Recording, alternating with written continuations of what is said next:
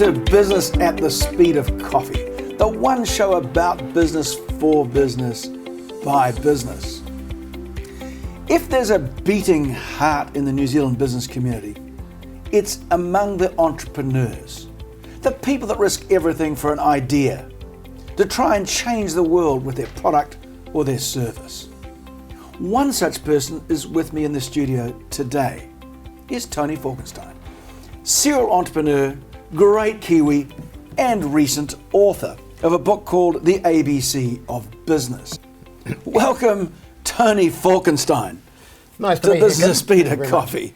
Now, where did life start for you? I think it was around Onehunga. It was. I lived in the area, and my parents came out from Germany prior to the Second World War. And I was the youngest of a family of three, and we lived in that area. Was it a happy, busy household? Were you well-to-do?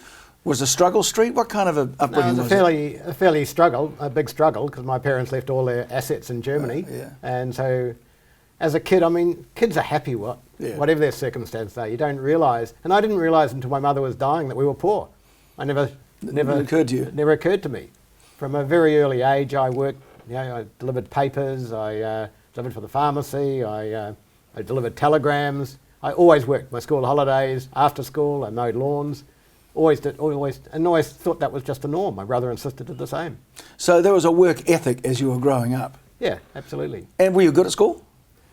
No, I wasn't bad, but I certainly wasn't a good student. But I was just drifted through school. I was sort of, what's all this about? And so the seeds of entrepreneurship weren't sown at Onehunga High School?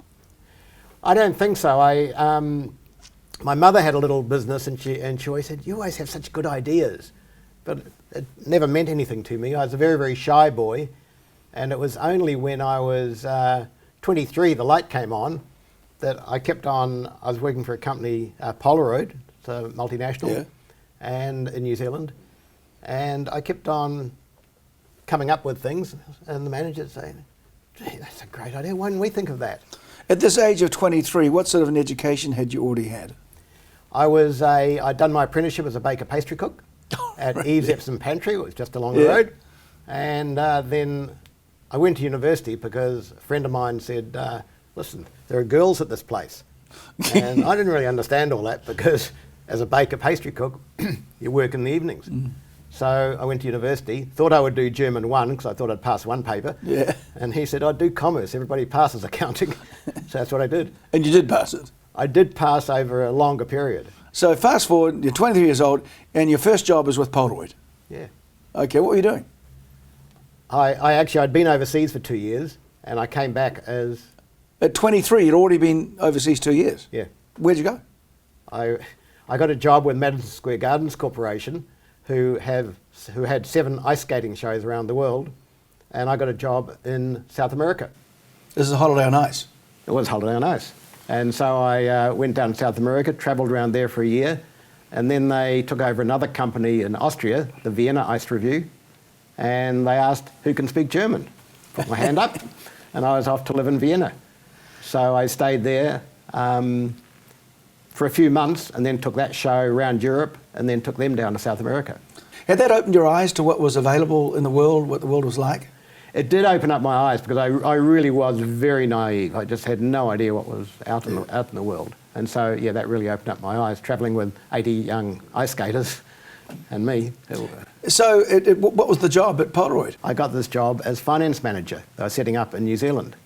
And so there was only the general manager, finance manager and PR manager. So after a month, I was looking at my accounting on stage books, and I rang up the finance manager in Australia and I said, listen, I'm a fraud. I can't do this job. I've got no idea. I learned nothing at university. I just can't do it. And he said... You fessed up. Yeah. And he said, oh, don't worry, Tony. I'll come over every month and do your monthly accounts. No one will even know. And you get over in that sales and marketing area. You like that, tend to like that. And so that's what I did.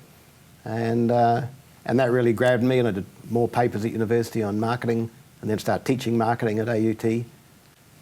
So if there was a lesson there of being honest at the beginning, it makes a lot of sense. It worked for you, obviously. So you tended to favour the sales and marketing side of it. Where from Polaroid? So what happened was we got call from trustee savings banks, and they wanted to have a Visa card with a photo on it. And we could do that. But at the time under Muldoon, there was 60% sales tax on cameras and 27% duty. So the money that was there, it just wasn't viable. So I went back to head office in Boston and said, why don't we just charge them $100 rent for each machine and we'll get the money back on film burn. And so they agreed with that, and so we got the deal. And then after that, they introduced that as a global program. And so the next year... That was your idea? Yeah. And so I suddenly became the hero at Polaroid. And well, it saved their bacon, didn't it? It was a... Well, yeah. It became a big part of their business. It did become a big part of their business. And so they made me general manager of Polaroid New Zealand. So business. after that I was 3 years there. I then went to a public company, a small public company then. It was almost insolvent, Optical Holdings. Oh, yeah. And then, so I think I was an entrepreneur. I launched Les Specs. I launched a range of glasses and optical frames in the UK. And so I really turned that company around. When I came in, the shares price was 38 cents. When I left 3 years later, it was over $12. Wow. With that success, I then went and started my own business. Which was a product called Z-Watch. So I'd seen how successful Swatch had been in Europe and the US. So I decided to, tried to get the agency, but somebody else had it. So I went to Hong Kong and got similar type products. We launched on exactly the same day. And between September and December, we sold 27,000 watches. They sold 6,000 watches. Oh, really? So you outsold Swatch? Outsold Swatch. They were at $69 and we were at $49. Okay. People thought they were getting the same thing, didn't they? Yeah. We pay about $3 or $4 for them in Hong Kong. So, but the problem was that after about 3 months, by the time they came to Christmas, kids put these on their wrist, and the plasticizer had got brittle, and they all broke. So you had a product failure? Absolutely. They all came back. Well, that was the end of that business, I guess. That was the end of that business.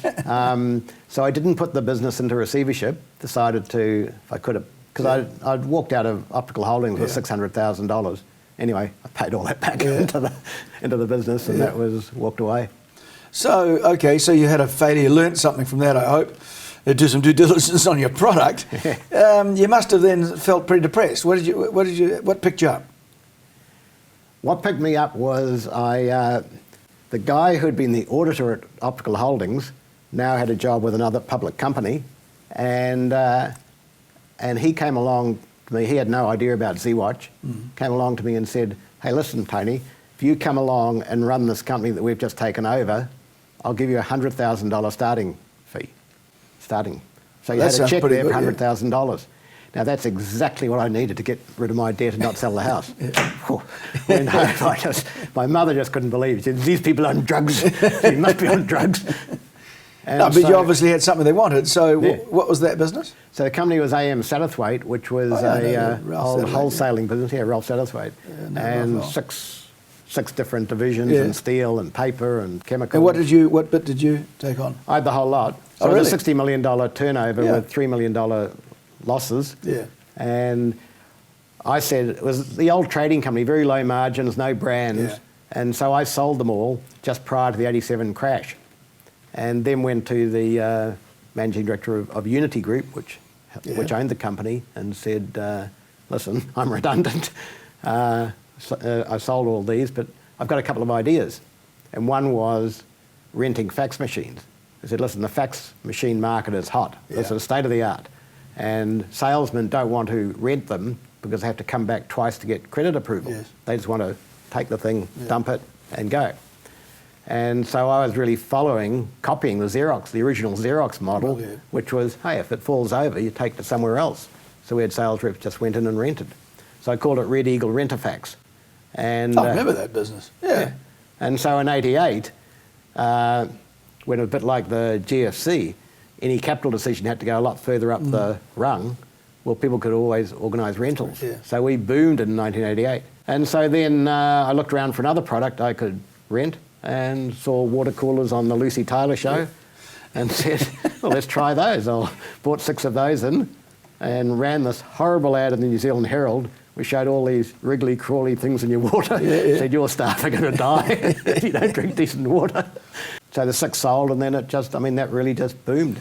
So the money was actually leasing a cooler. Yeah, it was renting a cooler, yeah. So you didn't sort of see selling water as being an opportunity, which has subsequently become big business. Yeah. If I recall, at some stage you went public with just water. I decided to go public because I'd been in that whole public arena. Yes. And one of the things I learned from Polaroid, which was look bigger than you are. And so it was all about profile for the company. Okay. And we only raised $8 million. We didn't need any money at all. So was that a liquidity event for you and your shareholders, or was it money that actually went back in the business? No, we went back into the business. That's an important point here. A lot of private companies go public, and the money doesn't go into the company; it goes to the original shareholders, and then you end up with a nominally a high price and no money, which is what you need for growth. Yeah. So in this case, it was actually funding your growth. Yeah. And that was how long ago when you first went public? 2004. Let's fast forward from, let's say, market share. There's one of your machines seems to be in every second office. What's your penetration like now? Yeah, we're certainly the biggest water cooler company in New Zealand, and we've got about 30,000 water coolers out there on rental. Wow. And is there still some headroom in that? Of course, has the COVID lockdown with people working at home affected it much? Slightly in the inner city, but out in, most of the coolers they're all around New Zealand. And how does that work? Do you have salesmen driving around with machines and vans, or how does it work? It's changed over time. Like, it was a boom industry. We had 27 sales reps, external sales reps. We now have 5 internal sales reps. Okay. That's all. We have no external sales reps. Because people just want to go to the website, get all the information, then ring up, and the machine shows up. Yeah. With 30,000 machines out there, there must be a massive undertaking as rentals change and people move premises and businesses get taken over, and dealing with all of the paperwork. Are you doing that here in New Zealand? Yeah. You haven't outsourced it to overseas at all? We've outsourced some of our back office stuff we have in Manila. Can I talk a little bit about from the transition? So it is a genuine public company, and you're presumably now the chairman, or what role? No, I'm the executive director. Okay, and you've got normal management structure as you find in any other company. Yeah, no. So we've got a group general manager, a COO, and finance manager. So we've now got a public company, so you've got access to capital. But I understand since the water business, you've actually diversified. Yeah, so we're in 2 areas now. So one is healthy living, and the other one is healthy homes. Can you explain that? Healthy living includes Just Water, and now a new company we've acquired, About Health, which is Leicester's Oil and ResV Plus. So that's the one part of the business. And the other one is healthy homes, and that is ventilation systems. We've got the cylinder guy, put hot water cylinders into houses. We do solar tube, which is a daylighting system. That's a very cluttered marketplace, so that you need to have an undergoing product development program there. How do you manage that? Well, it's not uncluttered in that we are solely online, and we're the biggest solely online company, and we always have been. But it's well advertised on ZB with radio hosts. So it's just been consistent for 12 years, this advertising. So people know the product, they know the product's well researched, and they buy it online. So we don't have any retail product. So what other products are in the pipeline for, I guess, Just Water? We bought a small company, or bought 60% of a small company called Designer Tanks. We think that whole rainwater tank business is a growth area. We think the big round green tanks are a thing of the past, and people want thin tanks they can put at the back of the house. These are ones you can conceal and aren't so obvious. Or they look like fences or big Roman urns and things like that. And they gather rainwater off your roof of your house. So we say rainwater's free. And I think that's going to be a big thing in the future with no resource consent needed. And I think in time they'll start offering subsidies for people to have rainwater tanks. Through all these different businesses, there was obviously enough experience or excitement to produce a book. Do you want to tell us a little bit about the ABC of business? Well, I just thought one day I should start writing down some of these things that I think are just really important. And so I wrote this book. My wife did all the little pictures in there. And so I wrote it with just concepts that I thought were important. And it's aimed at what sort of people? It's a real airline read. You can read it in an hour. Yeah, okay. And it just gives you some hints, things that I've found are good. I mean, for example, lawyers. I say, hey, if you can, most lawyers are very legal. If you can find someone who's commercial, then Don't find a commercial lawyer. Yeah, well, someone who can say, hey, these are the legal aspects. Now let's look at this commercially. Yeah. And not many lawyers can do that. Find one of those, keep them. Yeah. Any other little insights? Probably sometimes I speak about is that how do you get good ideas? And most people will say, oh, I got them in the bathroom or on the toilet. And Really? if I ask a group of people, where do you get ideas from? No, in the bathroom or toilet. So what I say, well, look, you can do that easily by go for a walk, no iPod, no dog, no partner, go for a walk for an hour and a half, and you'll be just surprised what comes into your brain. So when all of these different products that you're bringing into your own now public company, do you have any particular research insights, or do you research these products, or are they just something that your instincts have fed you? It's probably instincts, Kim. I mean, I think entrepreneurs do see the future. They see what's happening. Yeah. And so, for example, the rainwater tanks, I just see that as being a future product. A lot of people have ideas, but not ones that they can execute or that will be able to be executed. So I see a lot of good ideas, a lot of government big ideas, but man, they're not going to work. And so I think I think typically of an entrepreneur, they can see the future, they can see the idea and that it's going to work, and then how to execute it. Various governments and politicians come and go, and you've been in business a long time. What was the best time, do you think, for you to be in business? I think the most fun times was back in the 80s, where you spent Friday afternoons at Clichy's restaurant, and you had the great ideas, all the advertising guys there and drinking after lunch. That all came to an unfortunate end, didn't it? But the best time for me is always the present, and I really see just great opportunities. We went through a period of what I call the lost decade. We'd gone into Australia, we lost a lot of money, and we took 10 years of just getting that money paid back. So it's only been about the last 3 years we've been able to say, hey, we're now putting the accelerator on. Do you want to share some learnings about Australia? Because I know that Australia is a graveyard for New Zealand companies. What were your experiences in Australia?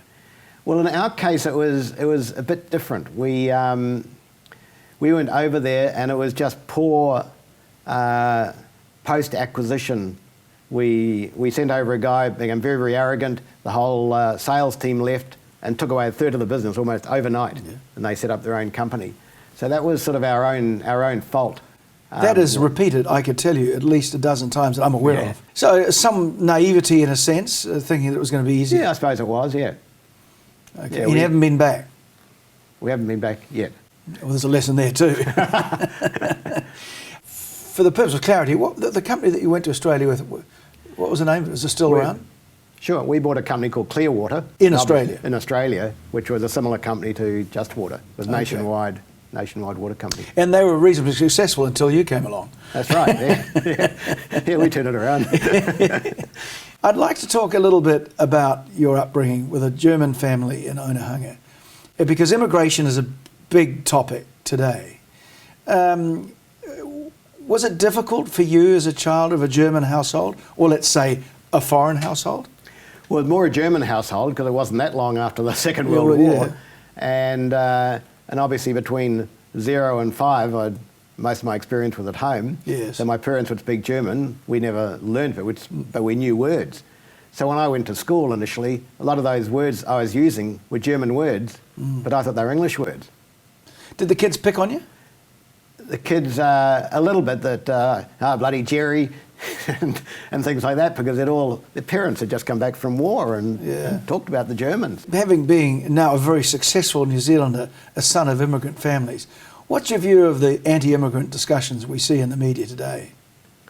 Well, I think that you'll find that the next lot of entrepreneurs come from immigrants or people who have come from lower socioeconomic communities, because they know what it is to be desperate. and you do need some desperation. Yeah, hunger for success. That's right. And so consequently, if we turn the tap of immigration, we'll also turn the energy off. I think so, yes. In your private life, are you interested in any particular charities? I'm big on education, so I started the New Zealand's first business high school at Onehunga. Really? How does that work? Well, back in 2001, the principal of Onehunga High School was in the UK, and we were living in the UK for a year.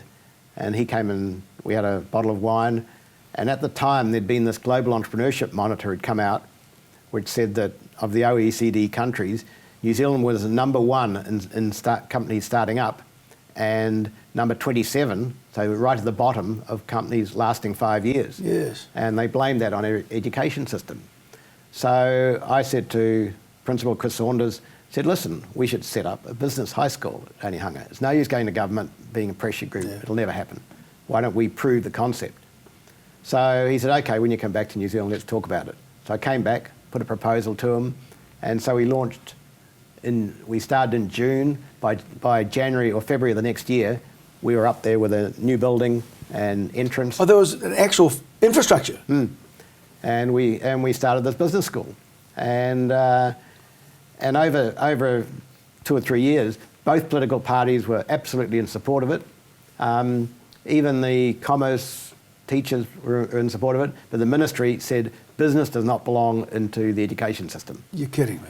And did the MOE kill it? No, they wanted to kill it. But anyway, then we found a woman. That guy went, and we found this woman who was pro it. And in the end, we got through about 2008 or 9. We got the first one in for year 11, and 12 and 13. And Onehunga, they actually made a compulsory subject from the time you came into school at year 9. No kidding. Is that still going? Still going. Yeah. So it's a sort of a business school within the school? Yeah. And are there any others around the country doing it? Yeah, as a result of that, they introduced into NCEA and the national curriculum. And so, in fact, I went out with the ministry and we got other schools in there. Manurewa High are just setting up a business academy, or I've set it up. They've got a great business school there. Number of schools around the country. Well, that's a wonderful legacy, and you're still sort of behind driving that along to make sure that it happens. I'm still in support of it, and in support of what we did. We'd take 15 students each year over to New York or Silicon Valley, and really to open up their eyes. And that's been my big thing. That if your father was, say, a plumber in Onehunga, you may not see the big world, and so by taking them overseas, we can do that. So now I've done the same thing with, I've got a Vanguard program at University of Auckland Business School, got one at Waikato University. So that's sort of a real, that's a fantastic thing to do, to fill out the skills in the business community is a fundamental importance. So we gave 2 million shares to Onehunga, to University of Auckland Business School, to Unitec. So they own those shares. So this capital asset that just keeps on giving because it gets a dividend each year. Well, that's something we need to congratulate you on. Tony, you've been in business a long time, and it's a wonderful story. If you were to fill out a scorecard on your own performance as a businessman, what would it look like? Well, it'd be a few ones, a few tens. As an entrepreneur, probably high up, very high up there. Probably as someone running the process, probably a bit lower. I mean, I know it all in terms of governance. It's not exciting for me as much as being there operating. I wouldn't make a good director for a company, for another company, unless I'm absolutely in it.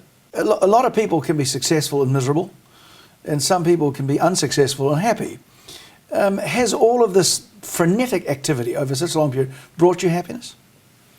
Yeah, I mean, first of all, I'm very optimistic, a very positive person, and I am happy. I mean, I'm always happy. People say to me, listen, what gets you down? I mean, a lot of people say, listen, I can't wait for my holidays. I mean, I'm on holiday the whole time. And when I go on holiday, I'm still thinking all the time. I know you're going to the Gold Coast or somewhere shortly. When you're floating around in the tropical waters on the reef, you're trying to find a way to sell reef fish? Well, I'm certainly looking at or thinking up different ideas on what they should be doing. And my wife's saying, what are you thinking about?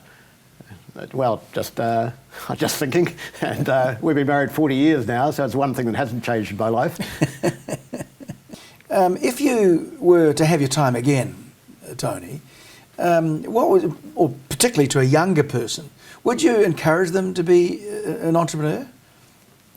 Well, if they've got that entrepreneurial mindset, and I actually say that if I had my way again, I've always said this, I wouldn't have started my own business, because I think you can be an entrepreneur or an intrapreneur in a bigger business, and I could have been running a much bigger business. So if you've got talent, it'll come through one way or another. I think it'll come, absolutely. Yeah. You appear to me to be a highly motivated individual as a person. What gives you that level of get up and go and energy? People ask me, when are you going to retire? So when I don't stop enjoying it. Yeah. And I suppose I liked playing in the sandpit when I was 4, and still like playing in the sandpit. And so in the business that you're currently in, doesn't seem like there's any end to what you've got in mind for its growth. No, I think there's never been a better time now with interest rates so low, share markets high. Yeah. A lot of people are nervous about things. This, I think, is a high growth period for us. So what a positive note to end the show on. Thank you, Tony Falkenstein, for being on Business at the Speed of Coffee. Thanks, Kim.